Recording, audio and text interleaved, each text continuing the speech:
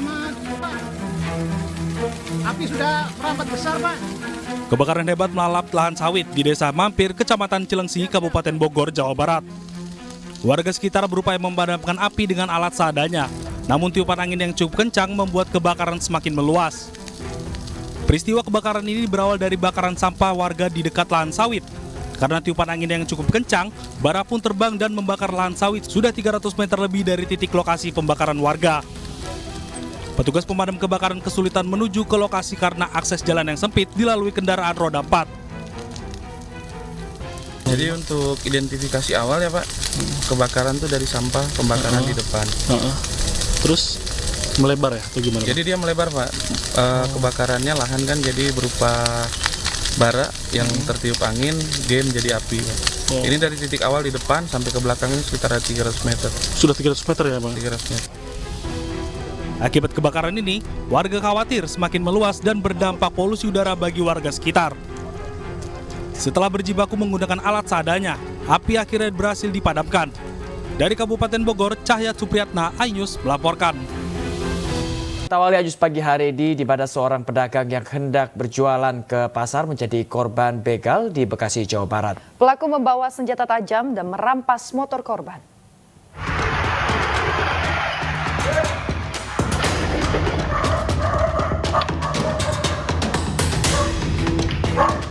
Kamera pengawas merekam detik-detik seorang pemotor yang menjadi korban begal di Bekasi, Jawa Barat saat dini hari.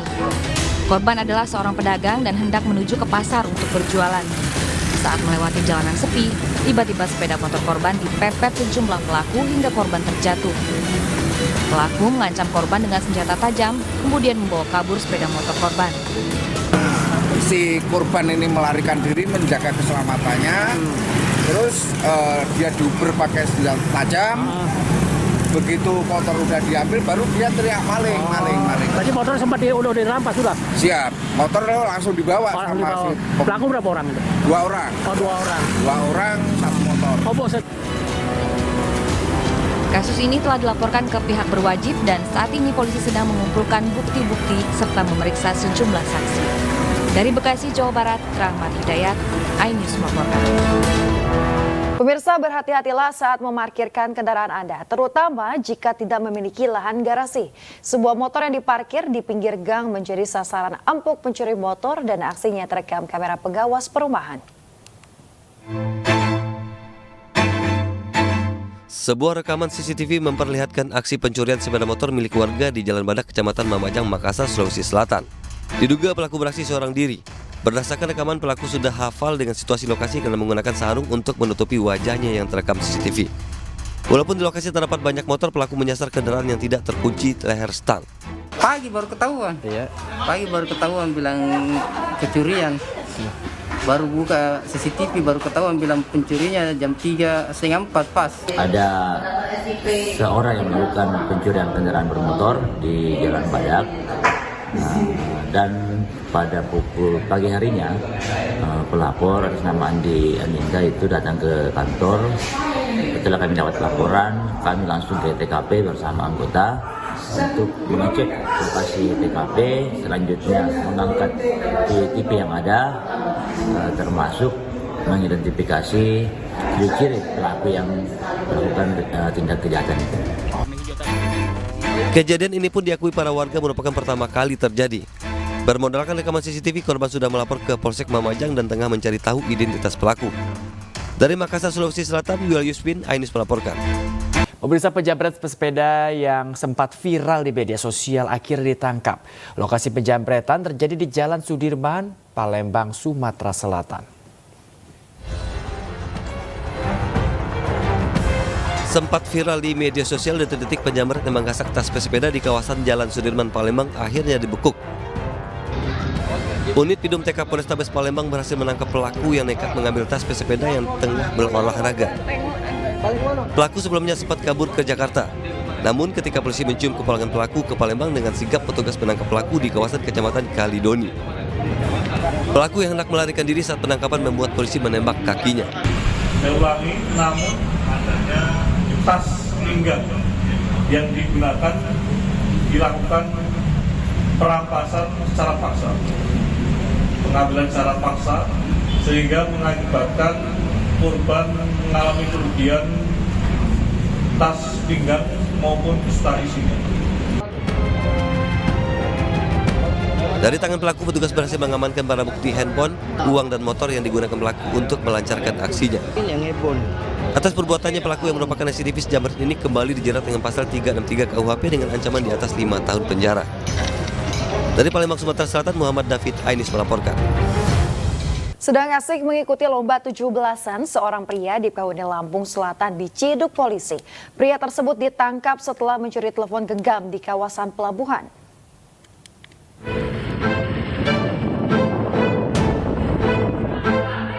Masih dengan corok minyak plastik di atas kepala, pria bernama Ardianto ini dibekuk personil polisi dari Mapolsek KSKP Bakahuni, Lampung Selatan. Kegembiraannya saat mengikuti lomba 17-an buyar ketika digelandang polisi. Pelaku ditangkap pihak berwajib akibat mencuri sebuah telepon genggam di area pelabuhan. Bersama dengan pelaku, polisi turut menangkap 2 orang penadah telepon genggam curian tersebut. Saat proses tadi tidak ada perlawanan, kita langsung amankan. Tersangka juga kaget, nggak menyangka bahwa dia kita amankan dari polsek karena perbuatannya harus dipertanggungjawabkan. Polisi kini meminta keterangan dari seluruh pelaku dan pelaku terancam hukuman 9 tahun penjara. Dari Lampung Selatan, Lampung, Heri Setiawan, iNews melaporkan. Petugas kepolisian dari Satreskrim Polres Karawang menggerebek sebuah gudang yang dijadikan tempat pengoplosan gas bersubsidi. Gudang yang juga sebagai agen resmi itu sudah beroperasi selama 1 tahun.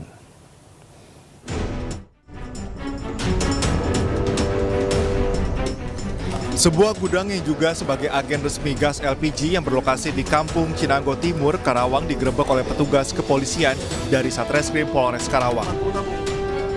Penggerebekan dilakukan karena lokasi tersebut dijadikan sebagai tempat pengoplosan gas bersubsidi dari tabung gas 3 kg dimasukkan ke dalam tabung gas non-subsidi 5,5 kg dan 12 kg. Pihak kepolisian berhasil mengamankan 4 pelaku. Para pelaku diamankan saat melakukan aksinya di dalam gudang.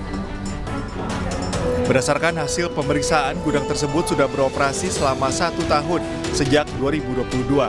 Selama 1 tahun, para pelaku berhasil menyuntik gas bersubsidi sebanyak 39.360 tabung dan mengakibatkan kerugian negara mencapai 3,1 miliar rupiah. Selain para pelaku, polisi juga berhasil mengamankan sejumlah barang bukti, diantaranya 3 unit mobil, 200 tabung gas LPG ukuran 3 kg, 60 tabung gas LPG non-subsidi ukuran 13 kg, dan 90 tabung gas LPG non-subsidi berukuran 5,5 kg.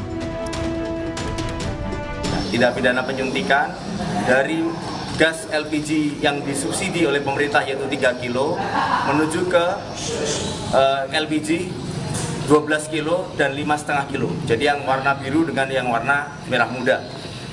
Dan rupanya pada saat melaksanakan penggerebekan betul ada 4 orang tersangka yang berhasil diamankan. Atas perbuatannya, para pelaku dikenakan pasal 55 Undang-Undang Nomor 22 Tahun 2001 tentang minyak gas dan bumi dengan ancaman hukuman 6 tahun penjara. Pemirsa, gudang penyimpanan kayu olahan di Kota Probolinggo ludes terbakar. Diduga kebakaran dipicu oleh orang yang membuang puntung rokok sembarangan.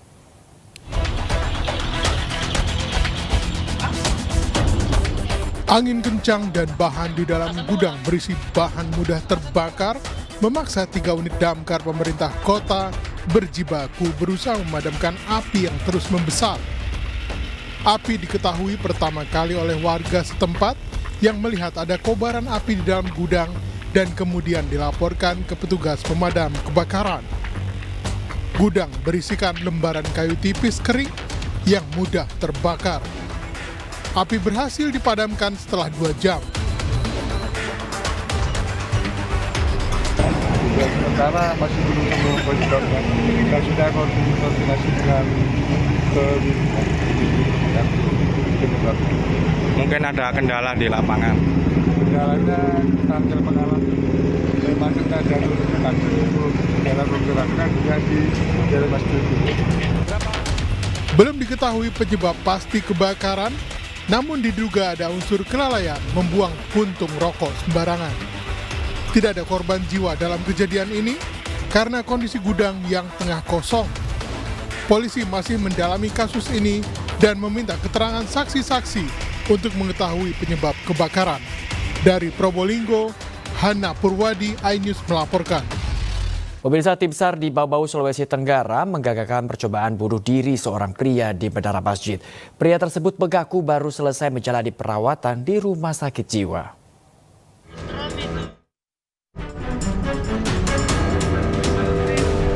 Warga warung rumah Kota Bau-Bau, Sulawesi Tenggara heboh mendapati FJ, pria 35 tahun berada di puncak menara Masjid Nurul Sabah.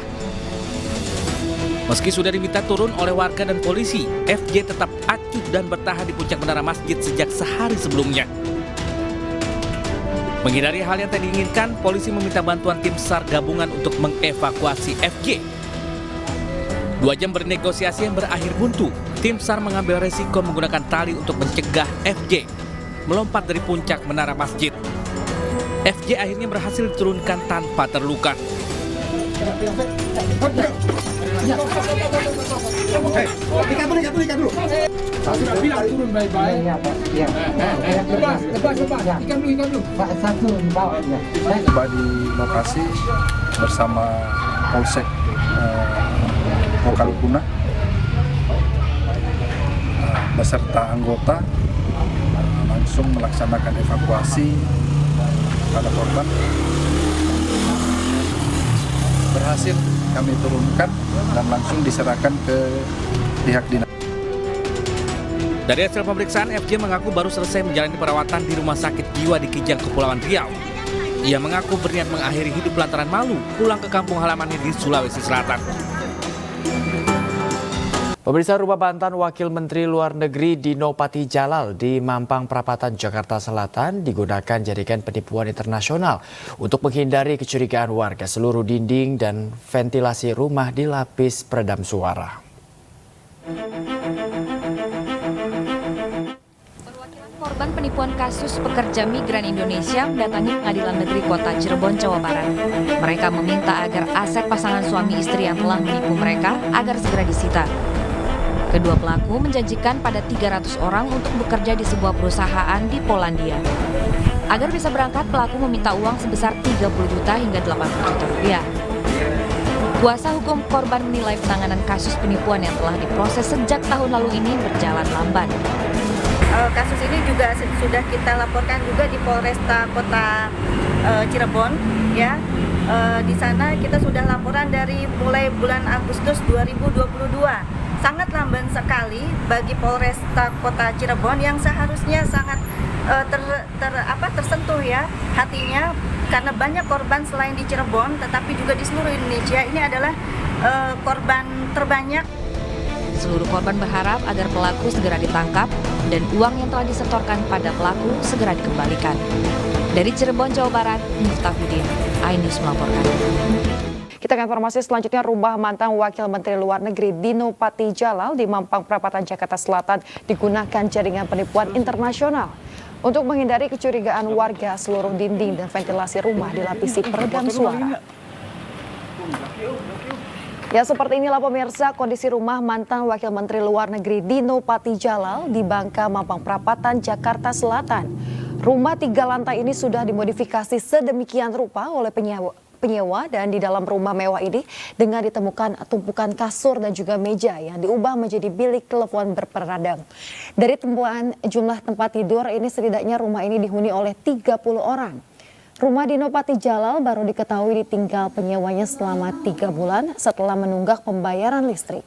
Sementara itu pemirsa, penyewanya yang berkewarganegaraan Indonesia ternyata menyewa rumah menggunakan KTP palsu. Kasus ini telah dilaporkan ke Polres Metro Jakarta Selatan. Aksi unjuk rasa di depan kantor Kejaksaan Negeri Bangkalan, Jawa Timur berujung ricuh pemirsa. Kericuhan terjadi jelang sidang tuntutan terkait perkara penganiayaan. Kericuhan terjadi tepat di luar pintu gerbang gedung Kejari Bangkalan, Jalan Soekarno-Hatta, Jawa Timur. Masa dari kubu terdakwa menerobos brigade polisi dengan membawa batu. Sejumlah kaca mobil pun pecah akibat kericuhan ini. Aksi demo ini dilakukan oleh kubu muslimin selaku korban penganiayaan dan khawatir pelaku berinisial SU akan mendapat tuntutan ringan dari jaksa penuntut umum.